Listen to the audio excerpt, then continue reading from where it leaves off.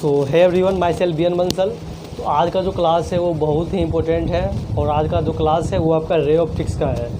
और ray optics में जो आज हम लोग टॉपिक पढ़ने वाले हैं वो इतना इम्पोर्टेंट है, आप लोग इमेजिन नहीं कर सकते, समझ रहे हो। क्योंकि जब भी एग्ज़ाम में अगर रे ऑप्टिक्स से क्वेश्चन आ रहा है तो इस टॉपिक से क्वेश्चन आना फिक्स ही है, चाहे वो आपका बोर्ड हो, मेडिकल हो या फिर इंजीनियरिंग हो।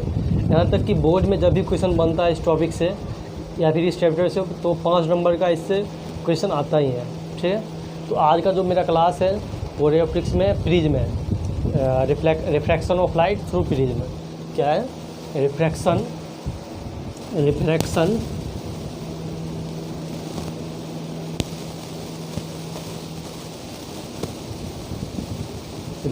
Of light, refraction of light through prism. आपको ऑलरेडी रिफ्रैक्शन में करा चुका हूँ, रिफ्रैक्शन ऑफ लाइट में करा चुका हूँ, लेकिन आज का जो मेरा टॉपिक है वो refraction of light through prism है। तो प्रिज्म के थ्रू लाइट का रिफ्रैक्शन कैसे होता है वो मेरे को पढ़ना है। इसमें बेसिकली 3 मेन टॉपिक है, मैं इसको यहाँ पे लिख रहा हूँ, इसको ध्यान से आप लोग देखना। फर्स्ट जो है वो आपका है refraction of light through prism, तो ये मेन टॉपिक है। लेकिन इसमें सेकेंड है फाइंड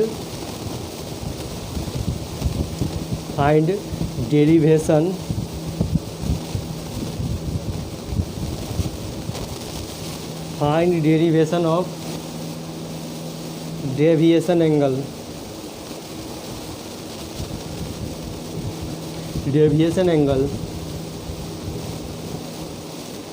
ठीक है। और थर्ड जो इसमें है वो आपका है refractive index.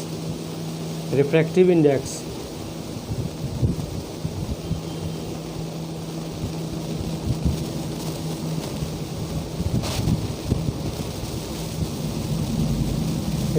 Index of prism. तो तीनों टॉपिक को मैं एक एक करके देखूंगा। तो फर्स्ट पॉइंट आप लोग फर्स्ट पॉइंट लिख लो, हेडिंग डाल लो। आप लोग फर्स्ट पॉइंट लिखना रिफ्रैक्शन ऑफ लाइट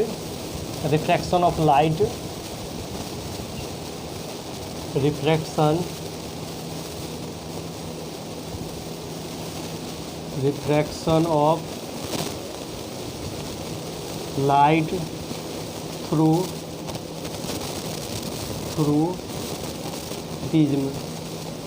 ओके, एक और चीज़, ये मैं टॉपिक स्टार्ट करने से पहले एक चीज़ समझा देता हूँ कि आप में से जो भी बच्चे हैं, आज कल रात को SRD मिनिस्टर का जी न्यूज़ के साथ टॉक था, बातचीत हो रही थी, तो उन्होंने बोला कि एग्ज़ाम अभी पोस्टपोन होने का कोई डिसीजन आया नहीं है और ऑफिशियली बेसिकली न्यूज़ पे आया नहीं है। तो अभी आपको जम के मेहनत करना होगा, समझ रहे हो। एग्ज़ाम पोस्टपोन बेसिकली हो ही गया। आप 99% मान लो कि आपका एग्ज़ाम पोस्टपोन हो गया, 1% मान लो कि नहीं हुआ। लेकिन अब मैं ऐसा क्यों कर रहा हूँ, तो आपको पता है वेस्ट बंगाल का जितना भी एग्ज़ाम है वो क्या हुआ, कैंसिल हो गया है। यहाँ तक कि UPSC का एग्ज़ाम भी अगस्त के बाद है। आपका CBSE बोर्ड का सारा एग्ज़ाम कैंसिल हो गया। तो भाई ये जीमेन और नीट का क्यों ना होगा, बिल्कुल होगा इसका भी। तो वो एग्ज़ाम कैंसिल हो, जो भी हो ना हो, वो सेकेंडरी चीज़ है, लेकिन आपका प्राइमरी फोकस होना चाहिए आपका स्टडी। जो भी पढ़ रहे हो उसको सही से पढ़ना है। जहाँ भी डाउट आ रहा है, आपके लिए क्लास हमेशा 24/7 आवर्स अवेलेबल है। आप कभी भी डाउट आपको हो रहा है तो बस हेडलाइन जो नंबर है आपका 82922943 एंड 56 पे कभी भी आप व्हाट्सएप करके अपना डाउट क्लियर करवा सकते हो। यहाँ पे आप क्लास 6 से क्लास 12 के लिए डाउट क्लियर करवा सकते हो। So okay, thank you. मैं टॉपिक पे आता हूँ। तो देखो, आज का जो टॉपिक है मेरा refraction of light through prism है। तो सबसे पहले हम लोग एक डायग्राम देखते हैं, और उस डायग्राम को आप लोग प्रॉपरली देखना और इस पर फोकस करना, क्योंकि आप समझ रहे हो इसी को समझना है डायग्राम को। सो सही से देखना आप लोग। मैं अपना 100% दूंगा आपको समझाने के लिए।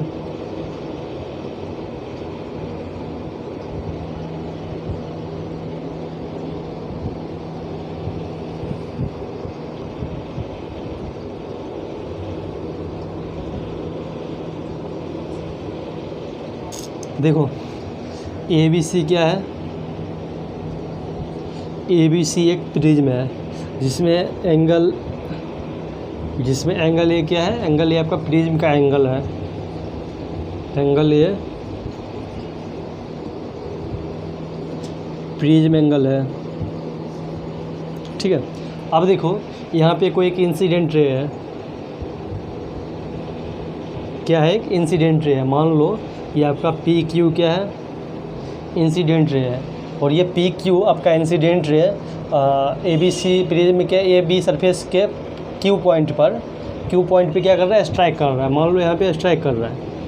सो जब ये इंसिडेंट रे इस पर स्ट्राइक कर रहा है तो आपको मैंने रिफ्रैक्शन ऑफ लाइट में बताया था कि जब लाइट एक मीडियम से दूसरे मीडियम में पास करता है, जब लाइट एक मीडियम से दूसरे मीडियम में पास करता है तो वो क्या होता है, ओरिजिनल पार्ट से डेविएट हो जाता है।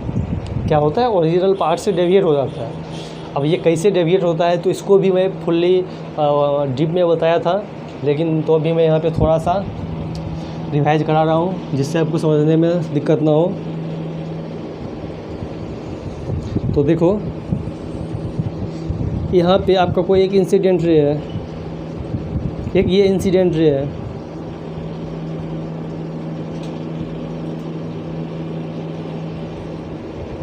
ये आपका इंसिडेंट रे है, समझ रहे हो।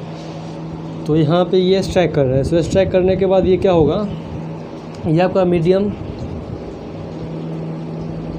फर्स्ट है और ये आपका मीडियम सेकेंड है। मान लो यहाँ पे एयर है और यहाँ पे वाटर है।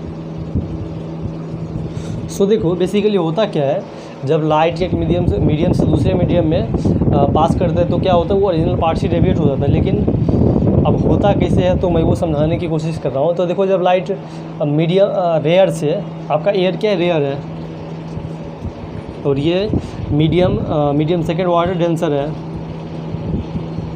डेंसर। सो रेयर से डेंसर में जब लाइट आती है तो क्या होता है, ये टुवार्ड्स नॉर्मल की ओर शिफ्ट हो जाता है, टुवार्ड्स नॉर्मल की ओर शिफ्ट हो जाता है। इसको बेसिकली इस तरह से पास होना चाहिए, लेकिन नहीं, ये इस तरह से होता है। और ये आपका नॉर्मल था। अब आपको पता है नॉर्मल और इंसिडेंट रे के बीच जो एंगल बनता है उसको हम लोग एंगल ऑफ इंसिडेंट कहते हैं, एंगल ऑफ इंसिडेंट कहते हैं। इसको आई से रिप्रेजेंट करते हैं। और ये आपका क्या है, रिफ्लेक्टेड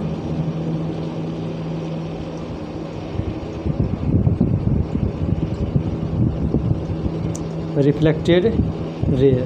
सो रिफ्लेक्टेड रे और नॉर्मल के बीच जो एंगल बनेगा उसको आप लोग आर से रिप्रेजेंट करते हो, ठीक है। तो जब लाइट रेयर से डेंसर में आ रहा है तो किस ओर शिफ्ट हो जाता है, तो नॉर्मल की ओर शिफ्ट हो जाता है। यहाँ पे मैं थोड़ा सा एक पॉइंट भी लिख सकता हूँ, व्हेन लाइट, या फिर इतना यहाँ पे बताने की ज़रूरी नहीं है, बस इतना समझ लो। आपको फुल्ली लेक्चर देखना है तो मैं ऑलरेडी करा चुका हूँ, सो आप वहाँ पे देख लेना, या फिर आप इस पर व्हाट्सएप करो, आपको मिल जाएगा लेक्चर। अब सेकेंड सिचुएशन देखो, यहाँ पे देखो बेटा, ये आपका मीडियम, ये आपका पहले तो नॉर्मल है ही, ये आपका मीडियम फर्स्ट है, ये आपका लाइट कुछ इस तरह से आ रहा है, ठीक है। अब यहाँ पे मान लो वाटर है, क्या है, वाटर है, और मीडियम जो सेकेंड है यहाँ पे मान लो आपका एयर है, ठीक है। तो मैं आपको करा रखा हूँ कि जब लाइट वाटर से एयर में, मतलब डेंसर से रेयर में आता है तो वो नॉर्मल से दूर भागता है, नॉर्मल से दूर वो इंसिडेंट जो रे होता है वो शिफ्ट हो जाता है। सो बेसिकली इसको इस तरह से पास होना चाहिए, लेकिन ये होता नहीं है, ये कुछ इस तरह से होता है, ये कुछ इस तरह से होता है। सो इसको हम लोग आर कहते हैं और इसको आई कहते हैं, आपको पता ही है। इसको, ये आपका रिफ्लेक्टेड रे है,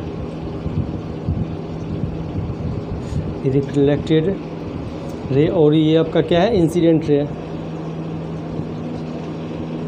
इंसिडेंट रे।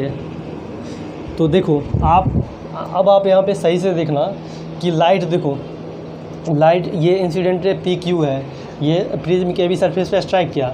और यहाँ पे समझने के लिए नॉर्मल यहाँ भी ड्रॉ कर लो आप लोग, सही रहेगा। यहाँ पे आपने नॉर्मल ड्रॉ कर लिया है, यहाँ पे आपने नॉर्मल ड्रॉ कर लिया, ठीक है। अब बताओ मेरे को कि ये लाइट की ये रे किस ओर शिफ्ट होगा। बेसिकली पहले तो इसको इस तरह से पास होना चाहिए, लेकिन ये तो इस तरह से होगा नहीं, इस तरह से पास होगा नहीं। तो बताओ मैं इस लाइट को इस ओर शिफ्ट करूँ कि इस ओर करूँ? पहले ये दोनों फिगर देखो और ये मेरे को यहाँ पे बताओ कि इस लाइट को इस ओर शिफ्ट करूँ कि इस ओर करूँ, मतलब ऊपर करूँ कि नीचे करूँ? यार ऑफ कोर्स नीचे करूँगा, क्योंकि लाइट देखो कहाँ है, रेयर से डेंसर में। ये आपका यहाँ पे भी लिख लो, यहाँ पे मान लो आपका ये वाटर है और ये आपका क्या है, एयर है। ये आपका एयर है, ये आपका वाटर है और ये आपका एयर है, ठीक है। सो ऑफ कोर्स ये इस तरह से होगा, ये कुछ इस तरह से होता है, मतलब नॉर्मल की ओर शिफ्ट हो गया। अच्छा ये तो हो गया।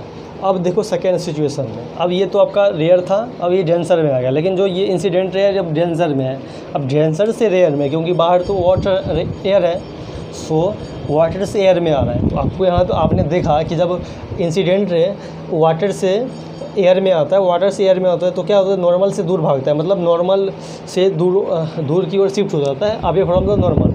सो यहाँ पे भी आप लोग पहले क्या करो, एक नॉर्मल लाइन ड्रॉ कर लो कुछ इस तरह से, ठीक है। ये आपका एन है, ये नॉर्मल है। अब बताओ ये जो इंसिडेंट रे है और ये आपका नॉर्मल है, तो ये जो इंसिडेंट रे है ये नॉर्मल की ओर तो शिफ्ट होगा नहीं, क्योंकि नॉर्मल से दूर भागेगा। सो ये बेसिकली कुछ इस तरह से होता है, ये कुछ इस तरह से होता है। इसको बैकअप भी कुछ इस तरह से कर दो, ठीक है। इसको यहाँ से रिलेट करो, इसको यहाँ से रिलेट करो, क्योंकि ये यहाँ पे वाटर है और बाहर एयर है। सो ये नॉर्मल, ये तो आपका नॉर्मल है, तो नॉर्मल से ये क्या हो रहा है, ये जो इमरजेंट रे है, ये जो इमरजेंट रे है, इसको हम लोग इमरजेंट रे कहते हैं। ये नॉर्मल से दूर की ओर है, away from the normal. Okay, so मैं उम्मीद करता हूँ कि आपको समझ आ गया होगा। तो बस बेसिकली इतना ही मेन था। तो यहाँ पे देखो, यहाँ जो ट्रायंगल बन रहा है, इस पॉइंट पे जो कट किया है, इसको आप लोग लिख लो QR लिख लो और इसको S लिख लो और इसको मान लो T, ठीक है। सो बस refraction of light through prism में मेन यही था, किस तरह से रिफ्रैक्शन हो रहा है लाइट का थ्रू प्रिज्म के साथ, बस यही था। अब देखो यहाँ पे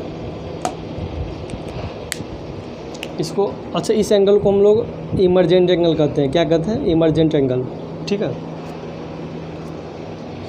और यहाँ पे देखो इस एंगल को हम लोग क्या कहते थे? आई कहते थे।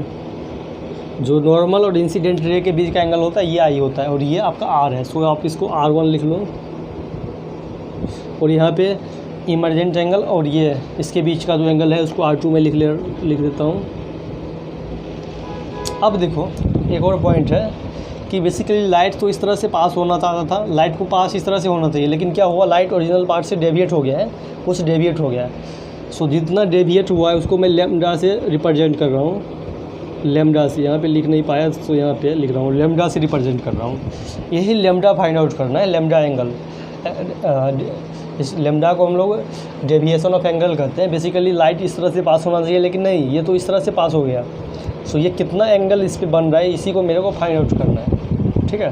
तो आप लोग एंगल के बारे में पूरा लिख लो सही से। तो आपका ये जो आई क्या है, इंसिडेंट एंगल, इंसिडेंट एंगल, और R1 R2 क्या है, रिफ्लेक्टेड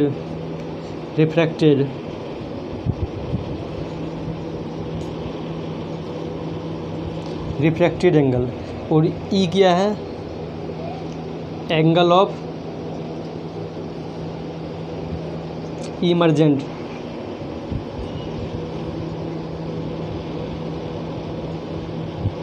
एंगल ऑफ इमरजेंट, बस यही था। आप इसको सही से देख लो पहले, जिससे दिक्कत ना हो।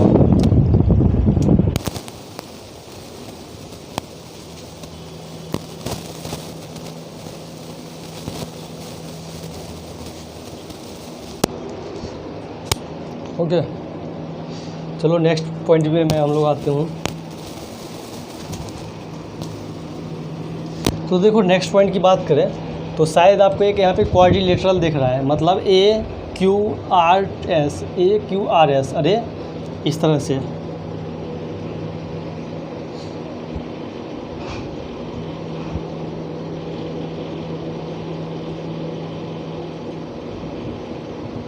इस तरह से, ये तो है। अभी इसमें क्या होता है, क्वाड्रिलेटरल में प्रत्येक एंगल कितना होता है, 90 का होता है, आपको पता है ऑलरेडी, ये आपको पता है। ये आपका ए है, ये आपका क्यू है, ये आपका आर है और ये आपका एस है, ठीक है। सो मैं इसी पे बात करूँगा आगे।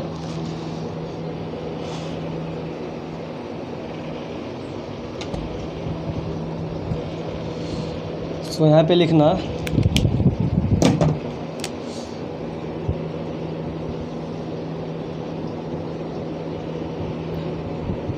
इन क्वाड्रिलेटरल ए क्यू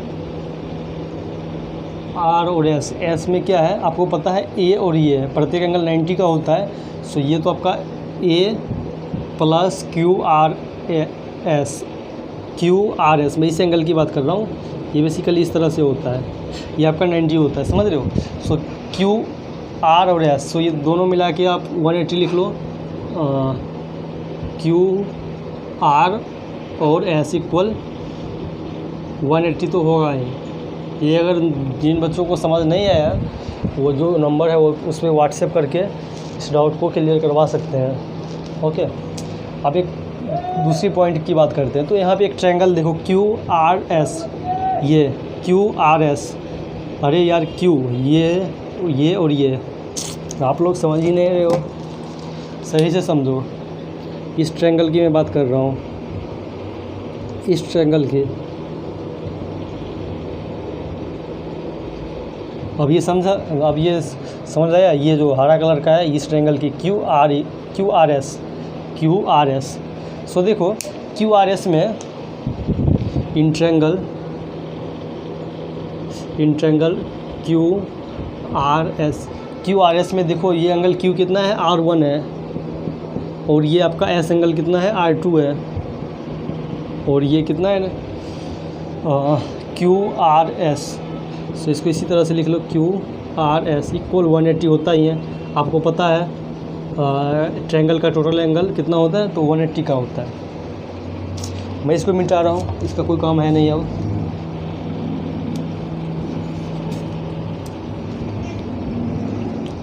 अब बताओ, ये दोनों आपको इक्वेशन RHS सेम लग रहा है, equation first and equation second दोनों RHS क्या है, सेम है। सो क्या मैं दोनों का LHS इक्वल कर सकता हूँ यार, अफकोर्स कर सकता हूँ। सो लिखो A plus Q R S equal R1 plus R2, उसके बाद क्यू आर एस। अब देखो यहाँ पे क्यू आर एस और क्यू आर एस दोनों क्या है, दोनों तरफ सेम है। सो इसको कट कर दो, तो आपका जो रिलेशन फाइंड आउट हो गया, R1 ए इक्वल R1 प्लस R2। सो ये एंगल ऑफ प्रिज्म और रिफ्रैक्टेड एंगल के बीच क्या हुआ, एक रिलेशन फाइंड आउट हो गया। इस रिलेशन का यूज हम लोग आगे करने वाले हैं।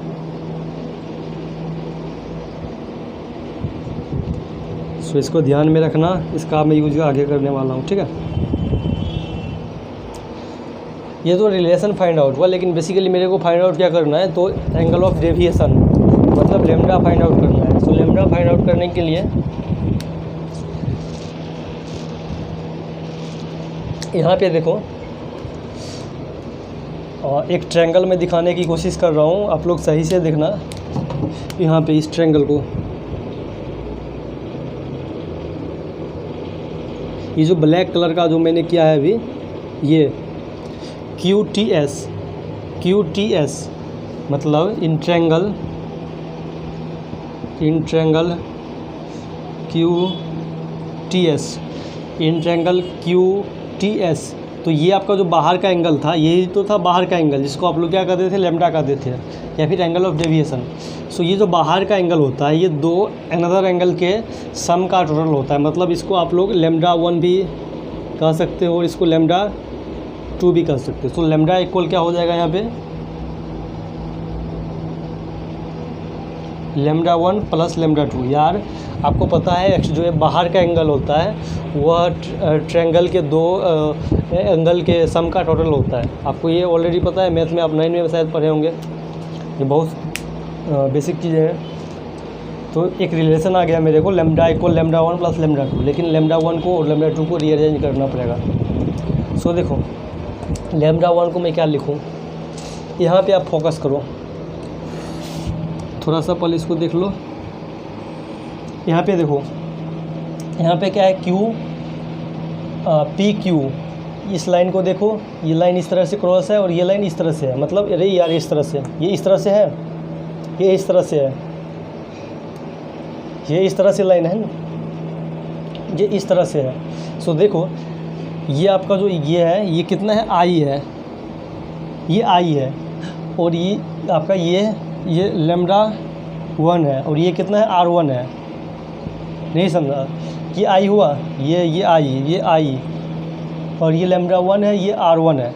सो आप मेरे को बताओ शीर्षा अभिमुख कोण आपको पता है, ये एंगल क्या होता है, आमने सामने का एंगल दोनों सेम होता है। सो आई इक्वल आप लिखोगे लैम्डा 1 प्लस R1। सो लैम्डा 1 का वैल्यू कितना हो जाएगा, आई माइनस R1, ठीक है। इसी तरह से यहाँ पे फोकस करो, यहाँ पे देखो क्या है, ये आपका ये जो आर एन जो है नॉर्मल, और ये इसको इस तरह से देखो, यहाँ पे देखो ये आपका जो एंगल है ये ई है, लेकिन अंदर का देखो ये लैम्डा 2 है और ये R2 है, लैम्डा 2 और ये R2, R2 और लैम्डा 2। सो इसको आप इस तरह से लिखोगे, इक्वल लैम्डा 2 प्लस R2। सो लैम्डा 2 का वैल्यू कितना आ गया,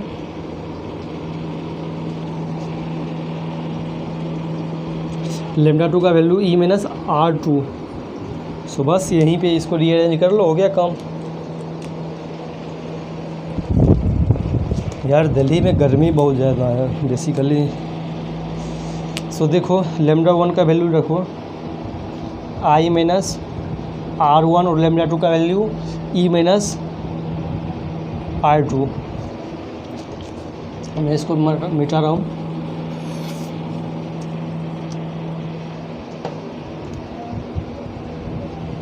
यहाँ पे देखो आई को और ई को एक साथ लिख लो, आई और ई एक साथ, और माइनस क्या हो जाएगा, R1 प्लस R2। सो इसके और इसके वैल्यू में कोई फ़र्क नहीं है अगर आप सही से देखो, ठीक है।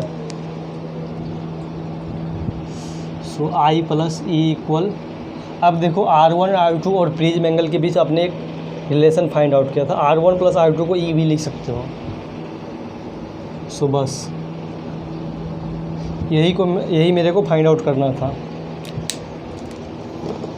यही हो गया आपका क्या, डेविएशन एंगल,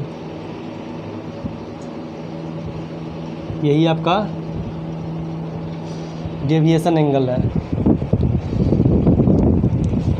लैम्डा को हम लोग क्या कहते हैं, ये जो आपका यहाँ पे लैम्डा है,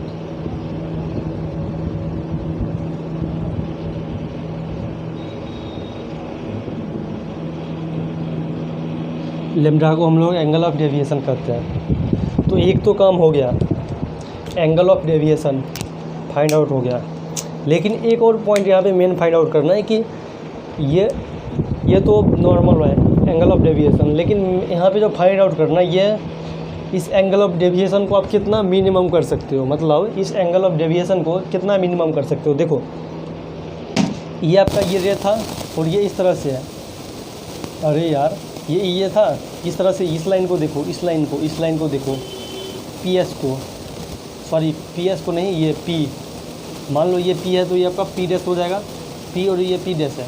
तो इसको देखो ये इस तरह से है और ये इस तरह से है, तो इसके बीच का जो एंगल बन रहा था, इसके बीच का यहाँ पे जो एंगल बन रहा था उसी को आप लोग एंगल ऑफ डेविएशन कहते थे। तो ये मैं ये बोल रहा हूँ कि इस एंगल ऑफ डेविएशन को आप लोग मिनिमम कितना कर सकते हो। तो बताओ ये एंगल ऑफ डेविएशन कुछ इस तरह से है, तो आप अगर इसको इस तरह से करोगे, इस तरह से क्या करोगे तो क्या होगा, एंगल इंक्रीज़ होगा क्योंकि ये इंक्रीज़ हो रहा है। लेकिन आप इसको इस तरह से करोगे, इस तरह से करोगे तो ये क्या हो रहा है, एंगल डिक्रीज़ हो रहा है, एंगल डिक्रीज़ हो रहा है। सो आप इसको कम कितना कर सकते हो, तो 0 के इक्वल कर सकते हैं, कितना कर सकते हैं, 0 के इक्वल कर सकते हैं। सो मिनिमम डेविएशन के लिए आपके NCERT बुक में ग्राफ भी दिया है कुछ इस तरह से।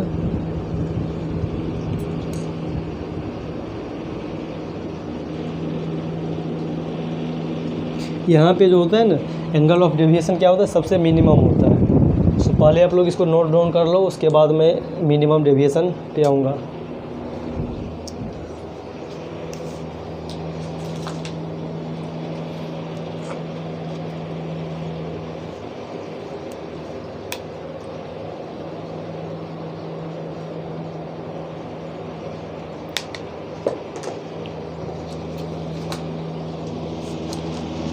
ओके, सो मैं मिनिमम डेविएशन की अब बात करूँगा।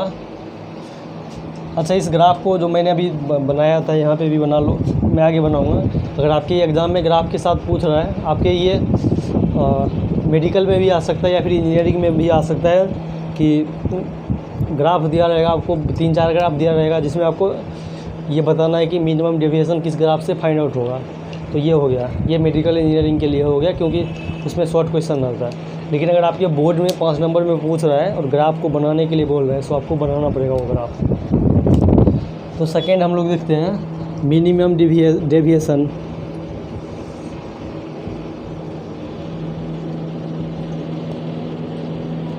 मिनिमम डेविएशन, तो देखो मिनिमम डेविएशन कितना हो सकता है। जिससे मैंने आपको बताया था, ये आपका लाइन जो इंसिडेंट रे का था पी डैश है, और ये इस तरह से है। सो इसी को तो हम लोग क्या कहते थे, लेमडा का डेल्टा कहते थे, सॉरी ये डेल्टा है, इसी को कहते थे। तो आप इसको कितना कम कर सकते हो, तो 0 के इक्वल, मतलब अगर 0 के इक्वल होगा तो इसका मतलब आप लोग समझ रहे हो, अगर ये 0 का इक्वल है तो इसका मतलब हो गया I इक्वल ई हो गया, I इक्वल ई हो गया, और R1 बराबर R2। सो ये दोनों एंगल क्या हो जाएगा, सेम हो जाएगा, I इक्वल ई और R1 इक्वल R2, क्योंकि आपने इसको ऑलरेडी 0 कर रखा है, ठीक है। सो ये इस तरह से हो जाएगा।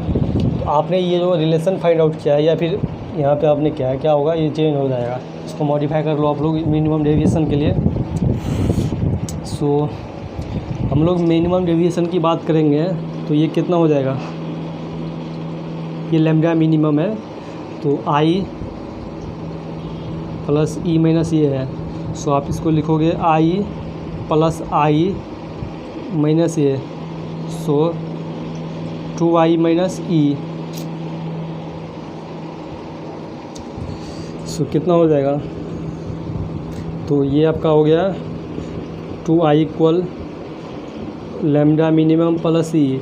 सो I equal lambda minimum plus E by 2, ठीक है। एक तो ये हो गया, और सेकेंड आपका है A equal R1 plus R2,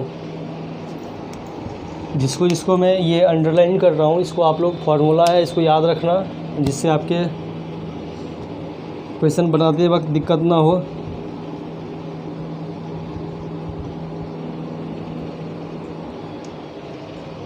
second आपका है यहाँ पे जो नया आपने जो यहाँ पे फाइंड आउट किया था, प्रिज्म एंगल और ये रिफ्रैक्टेड एंगल के बीच का रिलेशन। सो इसको देखो आप, यहाँ पे क्या होगा, A बराबर R1 प्लस R2 था।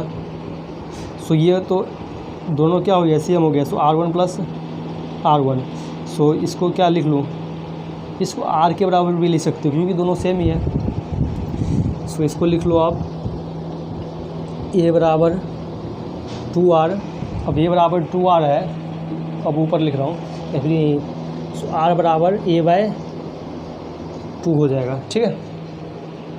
मैं देख लेता हूँ दिख रहा है कि नहीं, और बिल्कुल दिख रहा है आप लोगों को, कोई दिक्कत नहीं है। तो एक तो ये रिलेशन हो गया।